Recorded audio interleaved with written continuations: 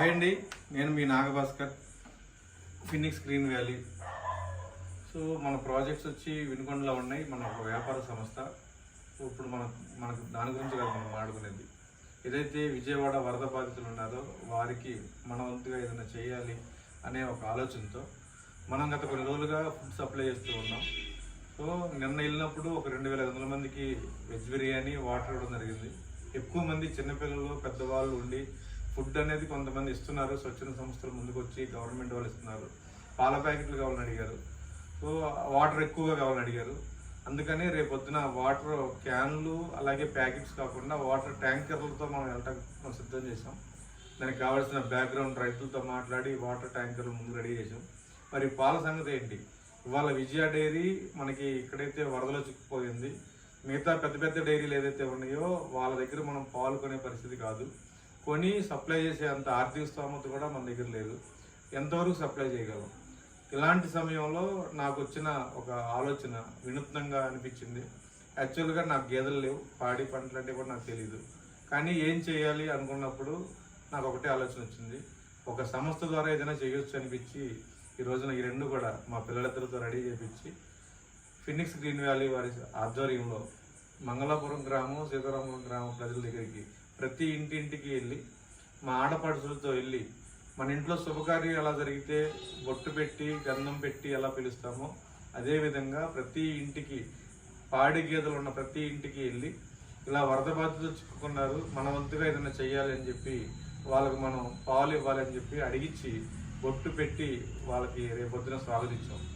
రేపు ఉదయం వాళ్ళందరూ కూడా వచ్చి స్వచ్ఛందంగా మనకి చాలా వరకు ఫ్రీగా పోసే అవకాశం ఉంది. అయినా పోయినా పర్లేదు, ఫ్రీగా పోయిపోయినా కూడా ఇబ్బంది లేదు. ఏదైతే తక్కువ ధర ఉందో ఆ రేటుకి ఇచ్చినా కూడా చాలు. సో గ్రామస్తులందరినీ స్వచ్ఛందంగా రేపొద్దున దీంట్లోకి ఇన్వాల్వ్ చేసాం. ఒక 2 గ్రామాల పాడి రైతుల్ని. గేదెలు లేని వాళ్ళు చాలా ఇబ్బంది పడ్డారు. అయ్యో మాకు కూడా ఉంటే బాగుండేది, మేము కూడా ఇచ్చాము. ఎందుకంటే ఊర్లో తిరిగితే నాకు అనిపించింది ఈ రోజున వీళ్ళిద్దరితో పాటు చాలామంది మేము కూడా దాంట్లో ఇన్వాల్వ్ అవుతున్నామని ఆనందపడ్డారు. అలాగే వీళ్ళ దగ్గర పాలు పట్టే వాళ్ళు, పాలు అమ్మే వాళ్ళు ఉంటారు, విజయవాడ వచ్చి పోసేవాళ్ళు, వాళ్ళని కూడా భాగస్వాములు చేసాం. ఇన్ కేసు మనకు కనుక పాలు పొయ్యకపోతే డైలీ పోసే వాళ్ళకే పొయ్యాలి అనే ఆలోచనతో కనుక వాళ్ళకు పోస్తే కనుక వాళ్ళకు పోసినా కూడా ఆ పాలు కూడా మన దగ్గరికే వస్తాయి. సో అది కూడా మనమే రెడీ చేసాం. వాళ్ళకు కూడా అయ్యా లాభాలు వద్దు, మంచి రేటుకే ఇమ్మన్నాం. వాళ్ళు కూడా స్వచ్ఛందంగా ముందుకు వచ్చారు. వీళ్ళతో పాటు ఏదైతే ఇక్కడ డైరీకి వెళ్ళే ఉన్నాయో సో అవి కూడా వాళ్ళతో కూడా మేము మాట్లాడాం.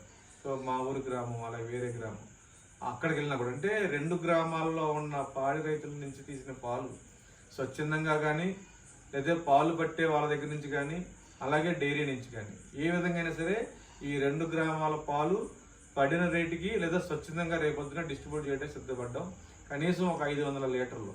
అంటే ఇది చాలా చిన్న విషయం అవ్వచ్చు, కానీ ఈ వీడియో మీకు ఎందుకు చెప్తున్నానంటే ప్రతి గ్రామంలో కూడా చాలా మంది పాడి రైతులు ఉన్నారు. వారి దగ్గర కూడా గేదెలు ఉంటాయి, పాలు ఉంటాయి. కానీ ఎవరికి కూడా ఇలాంటి ఆలోచనలు రాదు.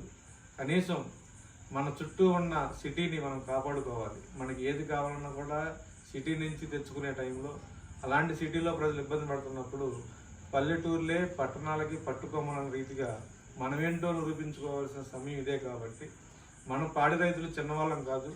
ఒక్క పూట మనం కనుక త్యాగం చేస్తే ఎన్నో కుటుంబాల్లో వెలుగులు వస్తాయి. సో అలాంటి వాళ్ళ కోసం ఈ యొక్క చిన్న ప్రయత్నం. మీరందరూ కూడా మీ గ్రామాల్లో ఇలాంటి వీడియోని కూడా ఫార్వర్డ్ చేసి స్వచ్ఛందంగా ముందుకు రావాలని మనస్ఫూర్తిగా కోరుకుంటూ సెలవు తీసుకుంటున్నాను. ధన్యవాదాలు. Thank you.